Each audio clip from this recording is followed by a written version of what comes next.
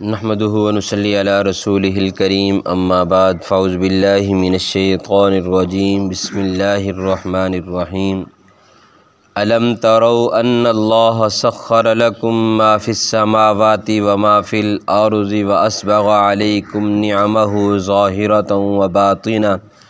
ومن الناس من یجادل فی اللہ بغیر علم ولا ہدی ولا کتاب منیر وَإِذَا قِيلَ لَهُمُ اتَّبِعُوا مَا أَنزَلَ اللَّهُ قَالُوا بَلْ نَتَّبِعُ مَا وَجَدْنَا عَلَيْهِ آبَاءَنَا أَوَلَوْ كَانَ الشَّيْطَانُ يَدْعُوهُمْ إِلَىٰ عَذَابِ السَّعِيرِ صدق اللہ العظیم۔ پیچھے والے رکوع میں حضرت لقمان حکیم رحمۃ اللہ علیہ کی اپنے بیٹے کو جو نصیحتیں تھی جن کی ہمارے معاشرے میں بہت زیادہ ضرورت ہے،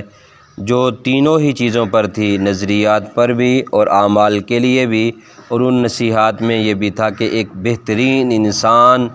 بن کر زندگی گزارنا، یہ معاشرت کے لیے یا معیشت کے لیے، یہ ساری چیزوں کے لیے بہترین نصیحتیں تھیں۔ تو اس لیے وہ اللہ تعالی ہمیں اس پر عمل کرنے والا بنائے۔ تو یہ سب کچھ کیوں ہے؟ اللہ کو راضی کرنے کے لیے ہے، اعمال کرنے ہیں اللہ کو راضی کرنے کے لیے، شرک سے بچنا ہے اللہ کو راضی کرنے کے لیے، اور صحیح اور بہترین انسانی زندگی گزار کے جانی ہے، لوگوں کے حقوق ادا کرنے ہیں، لوگوں کی عزت کا آبرو کا خیال رکھنا ہے اور لوگوں کے آگے اکڑنا نہیں ہے۔ تو یہ بھی کس کے لیے؟ اللہ کی رضا کے لیے۔ اب اللہ کیسی ذات ہے؟ اللہ تعالیٰ وحدہ لا شریک جو ہے وہ کیسی قدرتوں والی ذات ہے، اس کے انعامات کیا ہیں، آج کی آیات میں وہ آئے گا۔ اللہ تعالیٰ فرماتے ہیں، اے محبوب جی آپ ان سے پوچھئے، الم تروا، کیا تم دیکھتے نہیں ہو، ان اللہ سخر لکم، بے شک اللہ تعالیٰ نے تمہارے تابع کر دیا، تمہارے کام میں لگا دیا ہے، ما فی السماوات، جو کچھ آسمانوں میں ہے، وما فی الارض، اور جو کچھ زمینوں میں ہے۔ تو یہ اللہ تعالیٰ اپنی قدرت کا بتلا رہے ہیں، دیکھو میں کتنا کریم رب ہوں کہ میں نے تمہارے لیے یہ زمین و آسمان میں جتنی نعمتیں جتنی چیزیں ہیں سب کو تم استعمال کر رہے ہو، سب کو تمہارے تابع کر دیا ہے کہ تم اس سے نفع اٹھاؤ، اس سے نفع اٹھاؤ۔ تو فرمایا وَأَسْبَغَ عَلَيْكُمْ، اور پورا کر دیا تم پر نعمہ، اپنی نعمتوں کو، اپنی نعمتوں کو تم پر پورا کر دیا ہے، اور فرمایا کہ ظاہرۃ و باطنہ، وہ نعمتیں ظاہری ہوں یا باطنی ہوں، وہ نعمتیں ظاہری ہوں یا باطنی ہوں۔ تو جب اللہ تعالیٰ ایسی ذات ہیں کہ جس نے تمہارے لیے زمین و آسمان کی چیزوں کو تمہارے تابع کر دیا ہے، تم اس سے فائدہ اٹھاتے ہو، تمہارے کام میں لگا دیا ہے، بہت ساری چیزیں ایسی ہیں کہ جن کو ہم بغیر کسی ارادے کے، بغیر کسی سوچ کے، جس سے ہم مستفید ہو رہے ہیں، جس سے ہم نفع اٹھا رہے ہیں، وہ ہمارے کام میں لگی ہوئی ہیں، ہمیں فائدے پہنچا رہی ہے۔ کچھ چیزیں ایسی ہیں کہ جب ہم چاہتے ہیں تو ان سے نفع اٹھاتے ہیں، جب ہم چاہتے ہیں، ہمارے دل میں خیال آتا ہے ہم پانی پئیں، تو پانی پینے کے لیے جو ہم دل میں خیال آیا اور استعمال کیا، تو پانی کے اوپر قدرت جو ہے یہ کس نے دی ہے؟ اسی اللہ نے دی ہے۔ اسی طرح اور سینکڑوں چیزیں ہیں کہ جن کو ہم جب چاہتے ہیں اس سے لطف اندوز ہوتے ہیں، اسے استعمال کرتے ہیں۔ تو اللہ تعالیٰ یہی فرما رہے ہیں کہ زمین و آسمان میں جو نعمتیں ہیں وہ میں نے تمہارے کام میں لگا رکھی ہیں، اور تو اسبغ علیکم، اور اپنی نعمت کو تم پر پورا کر دیا ہے کہ پوری نعمتیں تمہیں عطا کر دی ہیں۔ اگر فرمایا ظاہرۃ و باطنہ، وہ نعمتیں ظاہری ہوں یا باطنی، اس سے مراد کیا ہے کہ ایک آدمی کے پاس ظاہری چیزیں جو ہیں یہ استعمال کی چیزیں یہ اللہ تعالیٰ کی نعمتیں ہیں، اور یہ باطنی چیزیں یہ وجود کے اندر بہت ساری ایسی نعمتیں ہیں کہ جن کو ہم دیکھتے نہیں ہیں، جن کے بارے میں ہم سوچتے بھی نہیں ہیں۔ یہ ظاہری اور باطنی، جو دکھنے والی ہیں، جو نہیں دکھنے والی، بہت ساری نعمتیں ایسی ہیں جو ہمیں دکھتی نہیں، ہم استعمال کر رہے ہیں، اور بہت ساری نعمتیں ایسی ہیں جو ہم اپنی آنکھوں سے دیکھتے ہیں، سب کچھ ہے وہ استعمال کرتے ہیں، ظاہری ہوں یا باطنی۔ اللہ تعالیٰ فرماتے ہیں ساری نعمتیں میں نے ہی تمہیں دی ہیں۔ تو جب ان سے کہا جاتا ہے وَمِنَ النَّاسِ، پھر اللہ تعالیٰ فرماتے ہیں جب میں اتنی کریم ذات ہوں اور میں نے سب کچھ تمہیں دے دیا، بتا دیا نبی بھیج کر، تو پھر بھی تم میں سے ایسے لوگ ہیں وَمِنَ النَّاسِ، لوگوں میں سے بعض وہ ہیں مَن یُجَادِلُ فِی اللَّہِ بِغَیْرِ عِلْمٍ،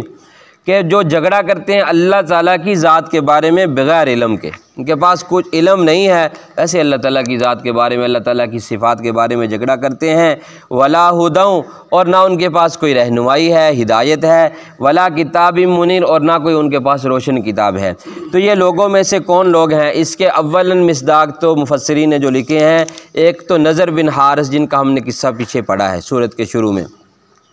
دوسرا ہے امیہ بن خلف۔ یہ دو نام آتے ہیں کہ پیارے نبی صلی اللہ علیہ وسلم صحابہ کے سامنے اللہ تعالیٰ کی بڑائی بیان کرتے، اللہ تعالیٰ کی صفات بیان کی جاتی جو قرآن پاک میں ہے، جو اللہ پیارے نبی صلی اللہ علیہ وسلم صحابہ کو سمجھاتے، تو اس وقت یہ جھگڑا کرتے، شور مچاتے، یہ سارے کام کرتے۔ تو اللہ تعالیٰ فرما رہے ہیں کہ لوگوں میں سے بعض ایسے کم بخت بھی ہیں جو ساری نعمتیں کھا بھی رہے ہیں، سب کچھ استعمال بھی کر رہے ہیں، ساری نعمتوں کو دیکھ بھی رہے ہیں، پھر بھی میری ذات کے بارے میں جن کے پاس کوئی دلیل نہیں ہے، بغیر علم، بغیر کسی علم کے۔ تو اس سے مراد حضرات فرماتے ہیں علم جو ہوتا ہے اس سے جو دلیل دی جاتی ہے اسے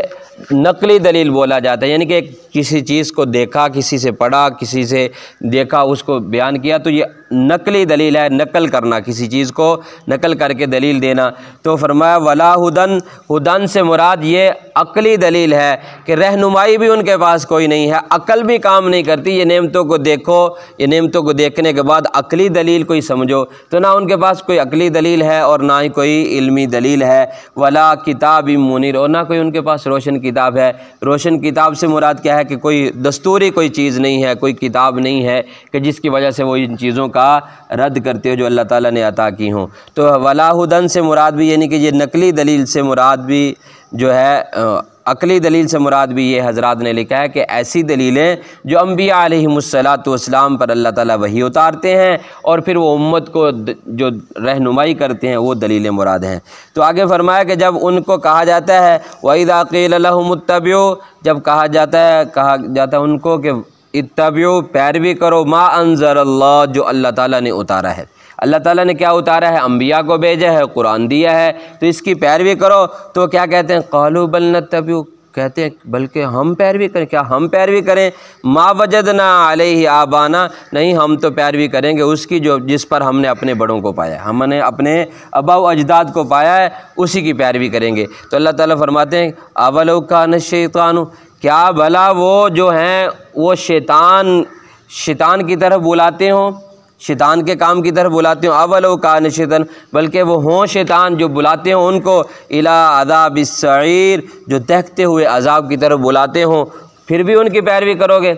کہ وہ جو ہیں جو جس راستے پہ وہ چل رہے ہیں وہ تو شیطان انہیں بلا رہا ہے، وہ تو انہیں شیطان بلا رہا ہے اس راستے پہ، اور وہ تمہیں دھکیل کر لے کے جا رہا ہے دیکھتی ہوئی آگ کے عذاب کی طرف، تو پھر تم پھر بھی اسی کے پیچھے لگے رہو گے۔ تو یہ ایک الزامی جواب کہتے ہیں نا، تو نہیں بندہ بنتا، جو تو پھنسے گا پھر ہی پتہ چلے گا۔ تو اسی طرح اللہ تعالیٰ فرماتے ہیں کہ چاہے وہ جو تمہارے والدین نے، تمہارے آباء و اجداد نے وہ راستہ اختیار کیا ہوا ہے جو شیطان بلا رہا ہے، شیطان کے پیچھے راستے کے پیچھے لگے ہوئے ہیں اور وہ تمہیں جہنم کی طرف دھکیل کر لے کے جا رہا ہے۔ تو اس لیے اللہ تعالیٰ ہم سب کی حفاظت فرمائے۔ اللہ تعالیٰ نے جو ہمیں اتنی نعمتیں عطا فرمائی ہیں، اللہ تعالیٰ ہمیں ان کا صحیح معنوں میں شکر ادا کرنے والے بنائے۔ شکر کی قسمیں جو ہیں وہ ہم بارہ سن چکے ہیں، تو شکر صحیح معنوں میں یہی ہے کہ اللہ تعالیٰ کی ذات کو وحدہ لا شریک ماننا اور اس کی حکموں کی تابع داری کرنا، پیارے نبی صلی اللہ علیہ وسلم کے طریقوں کو فالو کرنا، یہ شکر گزاری ہے۔ باقی پھر جو دعائیں اللہ کے نبی صلی اللہ علیہ وسلم نے سکھائی ہیں، ذکر و اذکار ہیں۔